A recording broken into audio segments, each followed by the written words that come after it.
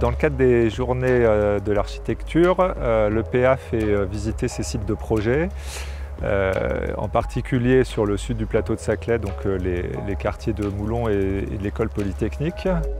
Et cette année, nous avons ajouté à ces visites une visite un peu particulière, qui est celle du site qui se trouve derrière moi. On est sur l'usine Thomson, pour laquelle j'ai participé au sein de l'agence Renzo Piano en 1990. Un bâtiment de 30 000 m², situé à Saint-Quentin-en-Yvelines, sur l'ancien aérodrome de Guyancourt. Un terrain gigantesque de 22 hectares et qui maintenant est complètement démoli à 90% pour laisser la place à une ZAC, la ZAC des Savoirs.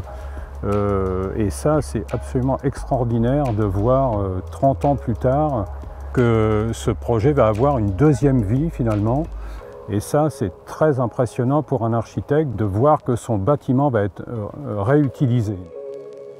Ce site va constituer l'entrée du quartier des Savoirs, qui lui sera un des nouveaux quartiers de Guyancourt autour du métro, et qui va accueillir environ 1800 logements et tous les équipements et commerces qui accompagnent ce type de nouveau quartier.